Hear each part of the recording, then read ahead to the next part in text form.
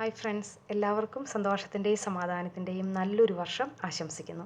എൻ്റെ ജീവിതത്തിൽ നടക്കാത്ത ഏതെങ്കിലും കാര്യങ്ങൾ ഞാൻ ഈ ലൈഫ് എക്സ്പീരിയൻസ് ഷെയർ ചെയ്യുന്നുണ്ടെങ്കിൽ അത് ആ വ്യക്തിയുടെ പെർമിഷനോട് കൂടി മാത്രമാണ്.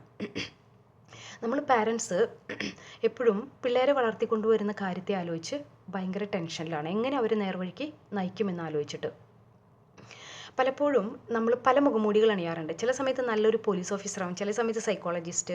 അതുകൂടാതെ CID സ്കിൽസൊക്കെ വേണം പല കാര്യങ്ങൾ കണ്ടുപിടിക്കാനായിട്ട്. ഇതൊക്കെ കൂടാതെ ചില സമയങ്ങളിൽ എനിക്ക് തോന്നിപ്പോവും ഒരു കുമ്പസാരക്കൂട്ടിലിരിക്കുന്ന അച്ഛൻ്റെ അവസ്ഥയാണ് നമ്മുടേതെന്ന്. ഇവർ പോകുന്ന വഴി ഇവർ ചെയ്യുന്നത് തെറ്റാണെന്നൊക്കെ അറിയാം, പക്ഷേ ക്ഷമിച്ചു എന്ന് പറയാമെന്നല്ലാതെ വേറെ ഒന്നും നമുക്ക് ചെയ്യാൻ പറ്റാത്തൊരവസ്ഥ.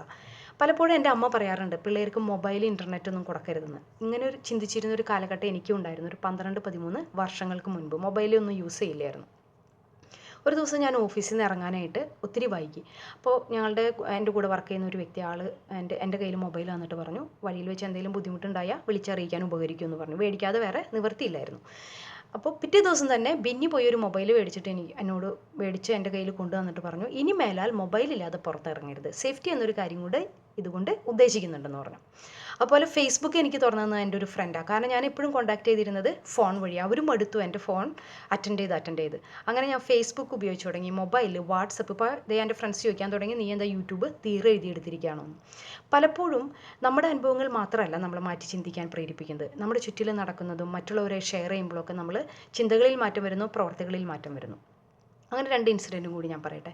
ഒരമ്മ അവരുടെ മോളെ 11ാം ക്ലാസ്സിൽ പഠിക്കുന്ന മോളെയും കൊണ്ട് എൻ്റെ അടുത്ത് വന്നായിരുന്നു. കാരണം എന്താണെന്ന് വെച്ച് കഴിഞ്ഞിട്ടുണ്ടെങ്കിൽ ഈ മോള് 6 മാസമായിട്ട് പാരൻസ് അറിയാതെ മൊബൈൽ യൂസ് ചെയ്യുന്നു. അപ്പോൾ മോളോട് ചോദിച്ചപ്പോൾ മോള് പറയുന്നത്, അവളുടെ സ്കൂളിലും അവൾ ജീവിക്കുന്ന കമ്മ്യൂണിറ്റിയിലൊക്കെ എല്ലാവർക്കും മൊബൈലും ഫേസ്ബുക്കും എല്ലാം ഉണ്ട്, ഇവൾക്ക് മാത്രം ഇതൊന്നുമില്ല. പ്രൊജക്റ്റിന് എന്തെങ്കിലും ചെയ്യണമെങ്കിൽ അമ്മ കൂടെ പോകും, ഇൻ്റർനെറ്റ് കഫേയിൽ പോയി കാര്യം നടത്തിയിട്ട് വരും. അപ്പോൾ ഇൻ്റർനെറ്റ് കണക്ഷൻ പോലും എടുക്കാനായിട്ട് അമ്മ സമ്മതിക്കുന്നില്ല. പൈസ എവിടെ നിന്ന് കിട്ടിയെന്ന് വെച്ചാൽ അപ്പൻ്റെ പൈസ കട്ടു. ഇനി നല്ലൊരു മൊബൈൽ മേടിക്കണമെങ്കിൽ അപ്പോഴും അവൾ കക്കും. അതിൽ അവൾക്കൊരു തെറ്റ് തോന്നുന്നില്ല അത്ര. അപ്പോൾ എൻ്റെ എക്സ്പീരിയൻസ് ഞാൻ അമ്മോട് പറഞ്ഞു, നമ്മൾ ഇത് തടഞ്ഞു നിർത്തിയിട്ട് കാര്യമൊന്നുമില്ല, നമ്മൾ കൊടുത്തിട്ട് മോണിറ്റർ ചെയ്യുക, നല്ലതും ചീത്തയും പറഞ്ഞു കൊടുക്കുക, അതേ നമുക്ക് ചെയ്യാൻ പറ്റുള്ളൂ എന്ന് പറഞ്ഞു. അമ്മയുടെ പ്രതികരണം എന്ന് പറഞ്ഞാൽ അമ്മ പറഞ്ഞു, എനിക്ക് കിച്ചണിൽ ഇഷ്ടം പോലെ പണിയുണ്ട്, ഇതിൻ്റെ പിന്നാലൊന്നും നടക്കാനൊന്നും എനിക്ക് സമയമില്ല. ഇവൾക്ക് മൊബൈൽ മേടിച്ചു കൊടുക്കാണ്ടെങ്കിൽ ഞാൻ മൊബൈൽ മേടിച്ചു കൊടുത്ത എന്താ അവസ്ഥ? ഇതൊക്കെ പോരാതെ കമ്പ്യൂട്ടർ എനിക്കറിയില്ല, എനിക്കിത് പഠിക്കാനൊന്നും ഇതിന് സമയമില്ല, എന്നെക്കൊണ്ടാവില്ല, എനിക്ക് അതിൻ്റെ പ്രായമൊക്കെ കഴിഞ്ഞു. ഇതായിരുന്നു അമ്മയുടെ പ്രതികരണം. ഇനി എൻ്റെ ഒരു ഫ്രണ്ടിൻ്റെ ജീവിതത്തിൽ നടന്നൊരു സംഭവമാണ്. എൻ്റെ ഫ്രണ്ട് അവരുടെ മോനെ ബേബി സിറ്റിയിൽ വിട്ടുകൊണ്ടിരുന്നു. ഇത് ആ മോന് 4 വയസ്സുള്ളപ്പോഴാണ് നടന്നത്. അപ്പോൾ ഒരു ദിവസം മോൻ്റെ സംസാരത്തിൽ നിന്നും പ്രവർത്തിയിൽ നിന്നൊക്കെ മോനെ ബേബി സിറ്റിയിൽ നടക്കുന്ന സ്ത്രീയുടെ മോൻ മിസ്യൂസ് ചെയ്യുന്നുണ്ടെന്ന് മനസ്സിലായി. അപ്പോൾ എൻ്റെ ഫ്രണ്ട് ചെന്ന് ബേബി സിറ്റിയിൽ നടക്കുന്ന സ്ത്രീയോട് പറഞ്ഞു. അപ്പോൾ ഈ അമ്മ പറഞ്ഞു, എൻ്റെ മോൻ അങ്ങനെ ഒരിക്കലും ചെയ്യില്ല, ഇങ്ങനെയുള്ള കാര്യങ്ങളൊട്ട് അവനോട് സംസാരിക്കാനും പറ്റില്ല എന്ന് പറഞ്ഞു. അപ്പോൾ എൻ്റെ ഫ്രണ്ട് പറയായിരുന്നു, ഒരിക്കലും ഇവനെ ഈ റൂമിൽ നിന്ന് പുറത്ത് കണ്ടിട്ടില്ല. അപ്പോൾ എങ്ങനെ ഇത് സംഭവിച്ചതെന്ന് പറഞ്ഞു കഴിഞ്ഞാൽ, കുഞ്ഞുങ്ങൾ ഉറങ്ങിക്കഴിയുമ്പോൾ അവരെ ഡിസ്റ്റർബൻസ് ഒന്നും ഇല്ലാതെ ഉറങ്ങാൻ വേണ്ടി ഈ സ്ത്രീ, ബേബി സിറ്റി നടത്തുന്ന സ്ത്രീ, അവരുടെ മോൻ്റെ റൂമിൽ കൊണ്ട് കെടുത്തും, അവൻ റൂം ലോക്ക് ചെയ്യുകയും ചെയ്യും. ആ റൂമിലിരുന്ന് കണ്ടതും പഠിച്ചതുമായ കാര്യങ്ങൾ അവൻ പ്രയോഗിച്ച് നോക്കിയത് ഈ പിഞ്ചു കുഞ്ഞുങ്ങളുടെ മേത്താണ്.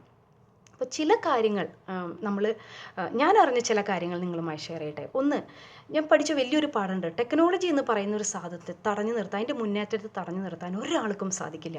അപ്പോൾ നല്ലതും ചീത്തയും മനസ്സിലാക്കി കുട്ടികൾക്ക് വേണ്ടുന്ന കാര്യങ്ങൾ നമ്മൾ കയ്യിൽ വെച്ച് കൊടുക്കുക എന്നുള്ളതേ നമുക്ക് പറ്റുള്ളൂ. അതിന് നല്ല വശമുണ്ട്, ചീത്ത വശമുണ്ട്. അത് പറഞ്ഞ് മനസ്സിലാക്കി കൊടുക്കുന്ന പോലെ തന്നെ മോണിറ്റർ ചെയ്യുക എന്നുള്ളത് ഒരു കടമ, വലിയൊരു കടമ നമ്മളിൽ നിക്ഷിപ്തമാണ്.